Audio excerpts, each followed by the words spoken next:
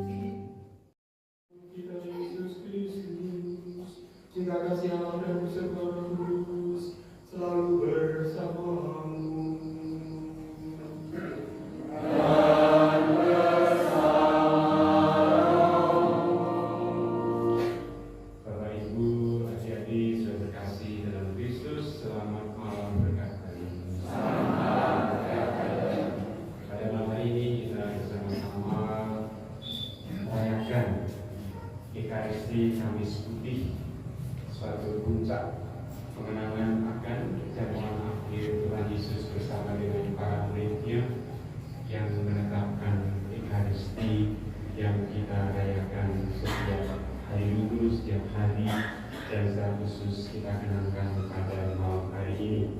Kita mengenalkan kasih Allah yang begitu besar melalui Yesus Kristus yang rela memberikan tubuh dan darah-Nya untuk kita semuanya sebagai bekal rohani kita di dalam kejiaran hidup kita.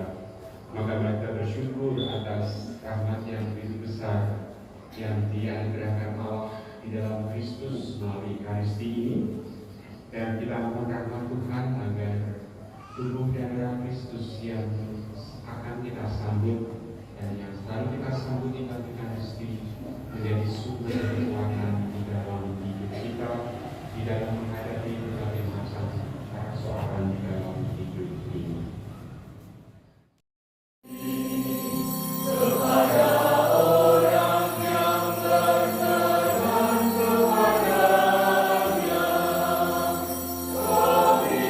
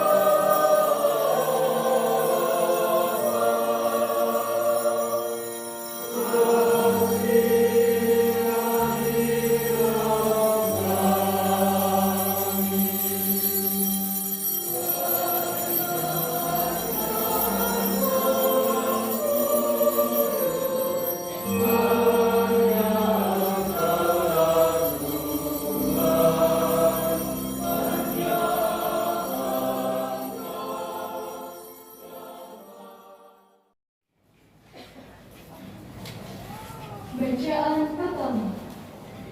Bacaan dari kitab Keluaran. Pada waktu itu berfirmanlah Tuhan kepada Musa dan Harun di tanah Mesir. Bulan ini akan menjadi permulaan segala bulan bagimu, bulan yang pertama bagimu tiap-tiap tahun. Katakanlah kepada segenap umat Israel, pada tanggal 10 bulan ini hendaklah diambil seekor anak domba oleh kamu masing-masing menurut kaum keluarga. Seekor anak domba untuk tiap rumah tangga. Tetapi jika rumah tangga itu terlalu sedikit jumlah anggotanya untuk menghabiskan seekor anak domba, maka hendaklah ia bersama dengan tetangga yang terdekat mengambil seekor menurut jumlah jiwa. Tentang domba itu, kamu harus membuat perkiraan menurut keperluan tiap-tiap orang. Anak domba itu harus jantan, tidak bercacat, dan harus berumur 1 tahun. Kamu boleh mengambil domba, boleh juga kambing. Anak domba itu harus kamu kurung sampai tanggal 14 bulan ini. Lalu seluruh umat Israel yang berkumpul harus menyembelihnya pada senja hari. Darahnya harus diambil sedikit dan dioleskan pada kedua tiang pintu dan ambang atas dari rumah tempat orang-orang makan anak domba itu. Pada malam itu juga mereka harus memakan dagingnya yang dipanggang. Daging panggang itu harus mereka makan dengan roti yang tidak beragi dan sayur pahit. Inilah tubuhku yang diserahkan bagimu. Inilah darahku yang ditumpahkan bagimu. Lakukanlah ini akan peringatan kepadaku.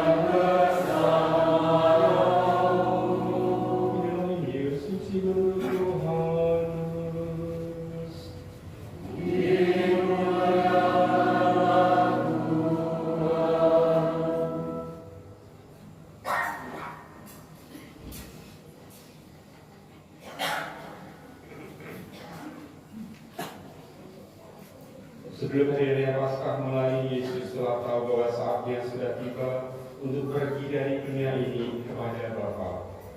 Sebagaimana ia senantiasa mengasihi murid-muridnya, demikianlah sekarang ia mengasihi mereka sampai saat terakhir. Ketika mereka sedang makan bersama, iblis telah membisikkan dalam hati Yudas Iskariot anak Simon rencana untuk mengkhianati Yesus.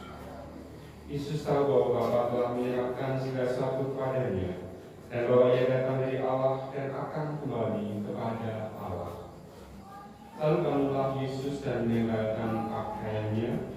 Ia mengambil selai kain lenan dan mengikatkannya pada pinggangnya. Kemudian ia menuangkan air ke dalam sebuah baskom dan mulai membasuh kaki murid-muridnya, lalu menyikanya dengan kain yang terikat pada pinggangnya itu. Lalu sampailah ia kepada Simon Petrus. Kata Petrus kepadanya, "Tuhan, akan engkau hendak basuh kakiku?" Ya Yesus kepadanya, "Apa yang kulakukan engkau tidak mengerti sekarang, tetapi engkau akan memahaminya kelak." Kata Petrus kepadanya, "Selamanya engkau tidak akan basuh kakiku." Jawab Yesus, "Jika aku tidak membasuh engkau, engkau tidak akan dapat bagian di dalam aku." Kata Simon Petrus kepadanya, "Tuhan, jangan hanya kakiku saja, tapi juga tangan dan kepalaku." Kata Yesus kepadanya, "Siapa saja yang telah mandi, ia tidak usah basuh diri lagi selain basuh kakinya, karena ia sudah bersih seluruhnya. Kamu pun sudah bersih, hanya tidak semua." Yesus tahu siapa yang akan menyerahkan dia, karena itu ia berkata, "Tidak semua kamu bersih." Sudah basuh kaki mereka, Yesus mengenakan pakaiannya dan kembali ke tempatnya. Lalu ia pun berkata kepada mereka, "Mengertikah kamu apa yang telah aku lakukan kepadamu? Kamu menyebut aku guru dan Tuhan, dan katamu itu tepat, sebab memang akulah guru dan Tuhan. Jadi jika aku, Tuhan dan guru, membasuh kakimu, maka kamu pun wajib saling membasuh kaki. Sebab aku telah memberikan suatu teladan kepadamu, supaya kamu juga melakukan seperti yang telah aku lakukan kepadamu."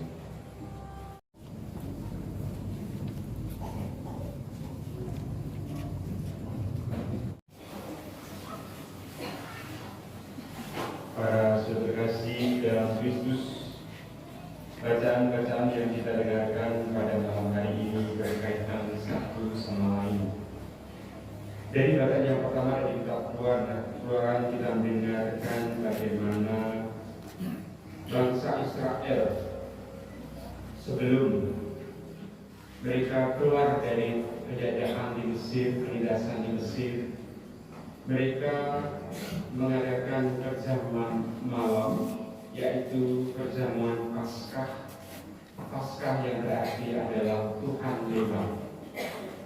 Di situ mereka harus menyembelih seekor domba jantan berumur 1 tahun, lalu darahnya itu dioleskan di kedua tiang pintu ambang atas dari rumah, dan itulah tanda bahwa nanti Tuhan lewat. Malaikat Tuhan tidak membunuh anak sulung bangsa Israel, tetapi membunuh semua anak sulung bangsa Mesir yang tidak, pintu rumahnya tidak ditandai dengan darah domba. Dan mereka pun harus makan dengan cepat-cepat, dengan roti yang tidak beragi, sayur baik, pinggang terikat, kaki berkasut, dengan tongkat di tangan, dan makan dengan cepat, lalu mereka segera pergi meninggalkan Mesir. Itulah Paskah bangsa Yahudi. Tuhan menyelamatkan bangsa Israel dari penindasan di Mesir.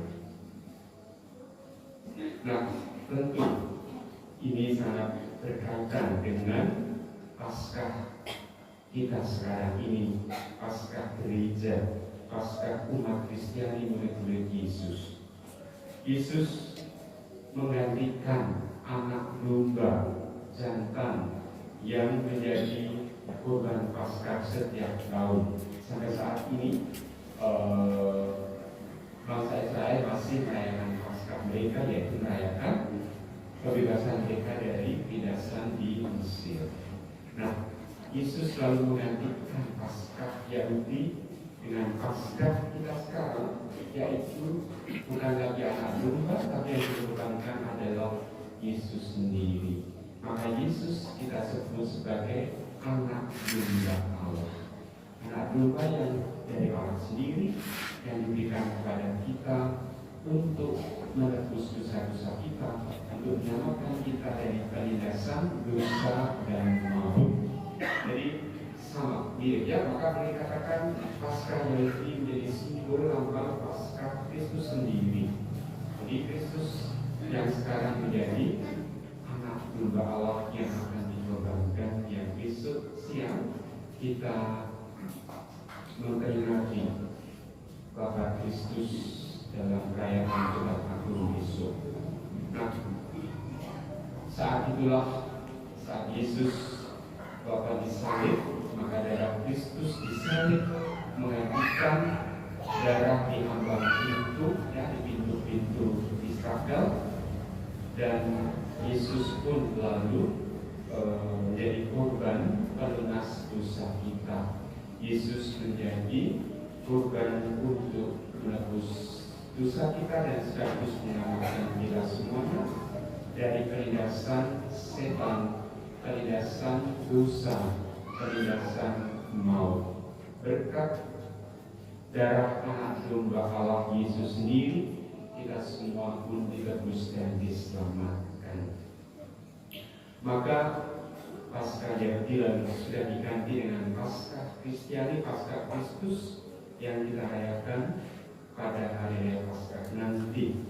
Nah, malam ini Yesus dalam zaman malam itu juga kemudian membuat simbol yang baru untuk menggantikan perjanjian yang lama Paskah Yahudi.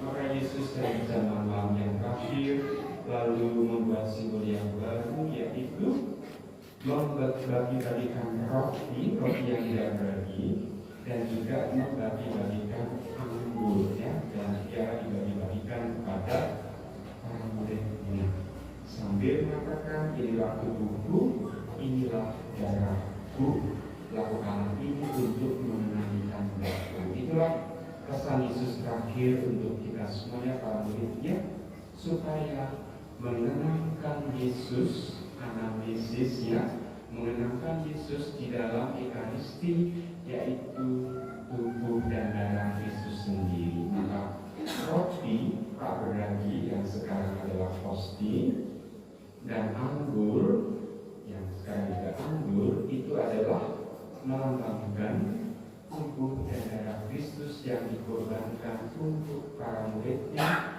untuk keselamatan kita semuanya. Maka tubuh dan darah Kristus dalam Ekaristi selalu kita kembali mengenangkan Yesus dalam Ekaristi dengan kata-kata yang sama waktu konsekrasi, ya. Lalu setelah konsekrasi selesai, kita juga lalu menyanyikan lagu anamnesis, ya, adalah mewartakan misteri iman kita. Nah, itulah kita lalu mengenangkan Bapak Kristus, memuliakan Yesus yang bangkit, dan menantikan kedatangan Kristus kembali. Yesus nanti akan kembali kedua kalinya untuk menghadiri kita semuanya, untuk menyelamatkan kita pada akhir zaman. Itulah sepanjang hidup kita sampai akhir zaman, kita mengenangkan Yesus dalam Ekaristi. Nah, begitu pula dalam bacaan yang kedua tadi, tentu saja Rasul Paulus kepada umat di Korintus juga lalu meneruskan apa yang sudah dia terima dari Yesus, yaitu Ekaristi itu, ya, bersama roti, membagikan sawan, membagikan anggur, ya, inilah tubuhku, inilah darahku, setiap kali kamu minumnya berbuatlah ini untuk mengenangkan darahku.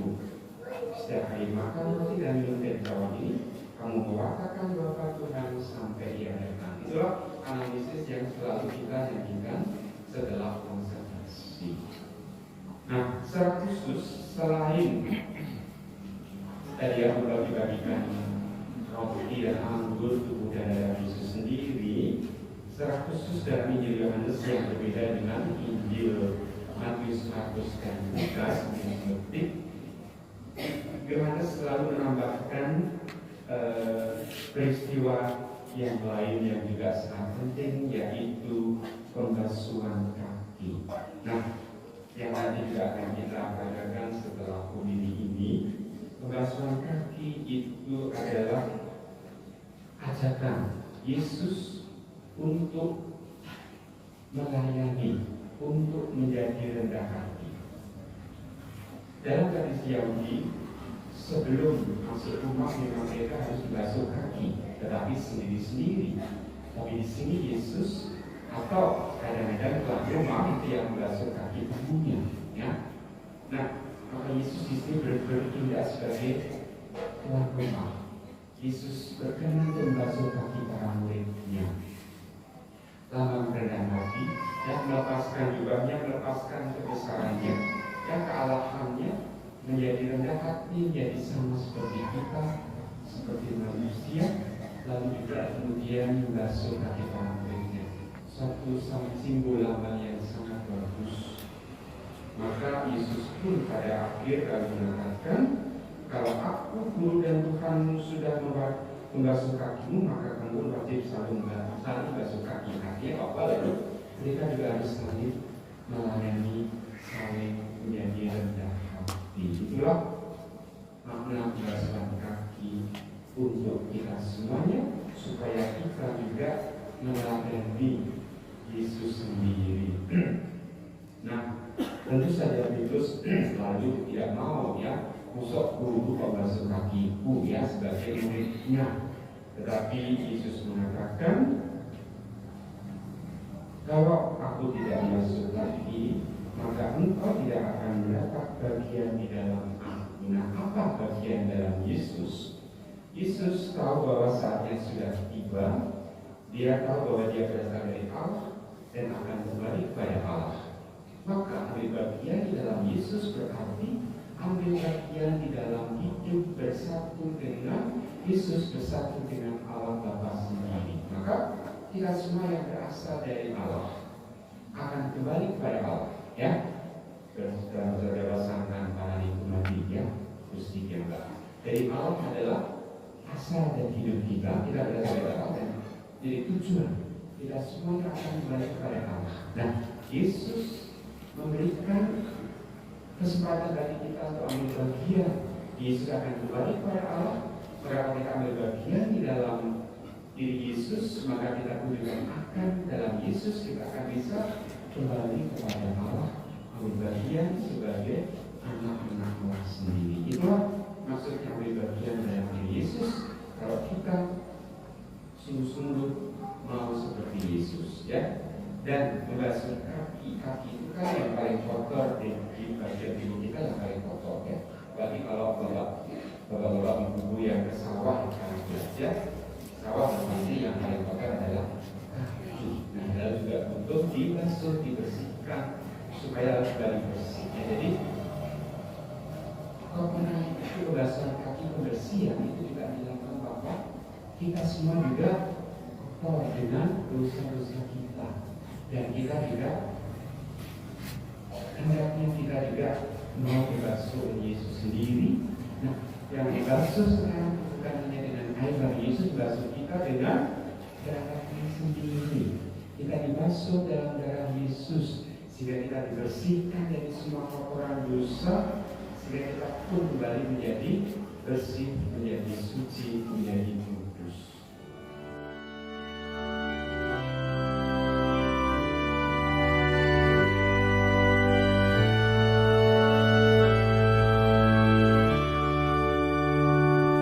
Yesus mengajak murid-muridnya berkumpul di sebuah tempat untuk mengadakan perjamuan terakhir sebelum Dia melaksanakan kehendak Bapa.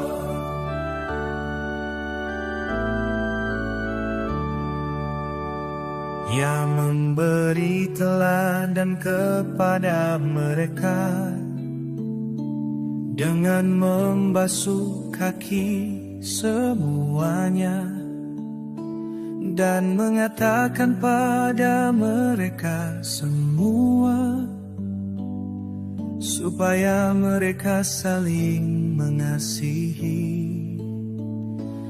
Yesus mengajar murid-muridnya berkumpul di sebuah tempat untuk mengadakan perjamuan terakhir sebelum ia melaksanakan kehendak Bapa.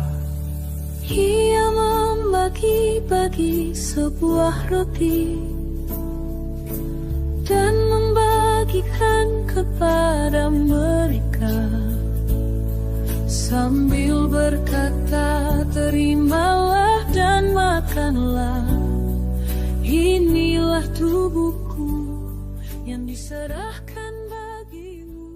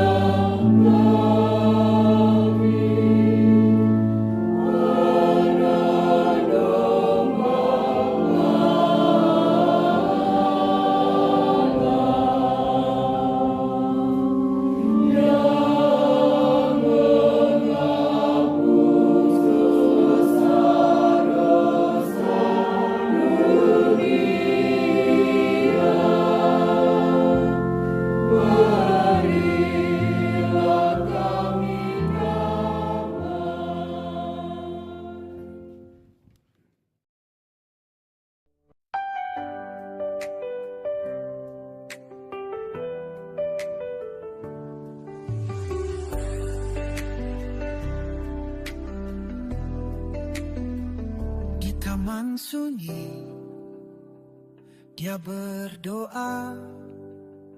Dalam kesedihan, hatinya terbuka. Apa jika mungkin, ambillah cawan ini, tetapi kehendakmu yang terjadi bukan aku. di Taman Getsemani. Kami bersatu dalam